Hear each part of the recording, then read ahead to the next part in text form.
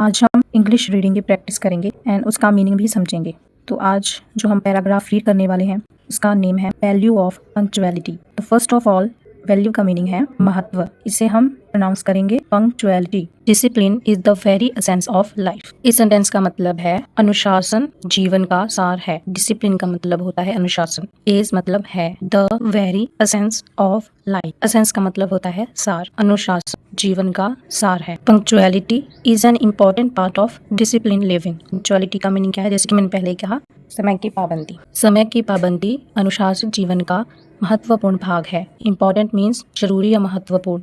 Part मतलब भाग। Discipline living means अनुशासित जीवन। तो इस सेंटेंस का मतलब हो जाएगा कि समय की पाबंदी अनुशासित जीवन का महत्वपूर्ण भाग है। A man who is always punctual never misses any opportunity in life। जो व्यक्ति समय का पाबंद होता है वो अपने जीवन में किसी भी अवसर को खोता नहीं है। यहाँ पर अपॉर्चुनिटी का मीनिंग हो जाएगा अवसर या मौका। अपॉर्चुनिटी इसे हम प्रोनाउंस करेंगे oppor, OPPOR, opportunity. A man who is late misses the bus every time. जो व्यक्ति लेट होते हैं वो हर टाइम बस मिस कर देते हैं। An unpunctual person not only disturbs others. यहाँ है एन अनपंक्चुअल, मतलब सेम वर्ड है बट यहाँ पर आगे लग जाएगा UN, तो ये बन गया अनपंक्चुअल, मीन जो समय की कद्र नहीं करते।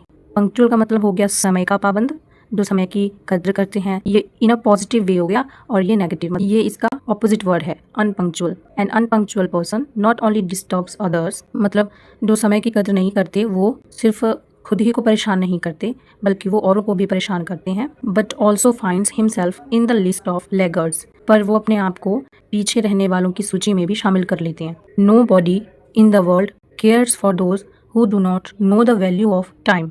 दुनिया में कोई भी उनका कद्र नहीं करता जो टाइम की कद्र नहीं करता, जो टाइम की वैल्यू नहीं समझता या टाइम के महत्व को नहीं समझता। वर्ल्ड का मीनिंग हो गया दुनिया या संसार।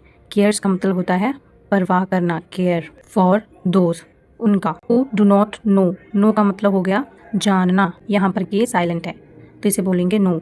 The value of time. Time is money is a well known time tested saying. समय ही धन है एक प्रसिद्ध और सत्य सिद्ध कहावत है।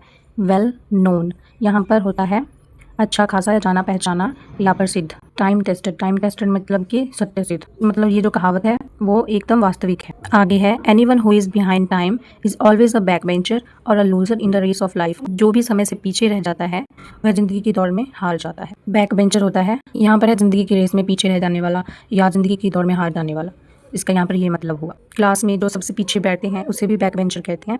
Time has to be taken by the forelock for achieving success.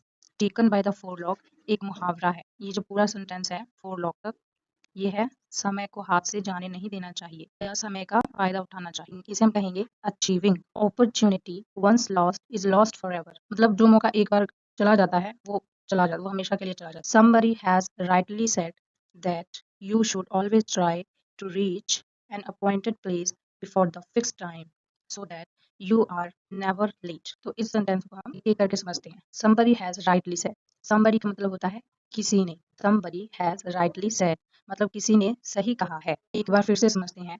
Somebody has rightly said that you should always try to reach an appointed place before the fixed time। मतलब किसी ने सही ही कहा है कि अपने गंतव्य तक समय से पहले ही पहुंचने की कोशिश करनी चाहिए ताकि आप कभी लेट ना। यहाँ है those who are late put themselves and their well wishers to shame। देर से आने वाले लोग या देर करने वाले लोग अपने आप को और अपने वेल विशर्स को, अपने शुभ चिंतकों को, themselves means अपने आप, themselves मतलब वो अपने आप, मतलब जब हमें कहना हो किसी के लिए कि उन्होंने अपने आप के लिए कुछ सोचा तो उसके लिए हम ये वर्ड यूज करेंगे themselves and their well wishers। well wishers का मतलब होता है शुभ चिंतक। नेक्स्ट है we should therefore learn to be punctual in life। इसलिए हमें जीवन में समय का पाबंद होना सीखना चाहिए। we should हमें चाहिए, therefore इसलिए, learn to be मतलब होना सीखना चाहिए। be का मतलब होता है होना, punctual मीन्स समय का पाबंद। ठीक है, जिस भी वर्ड्स का मैंने हिंदी मीनिंग समझाया है उसे आप नोट कर सकते हैं अलग से।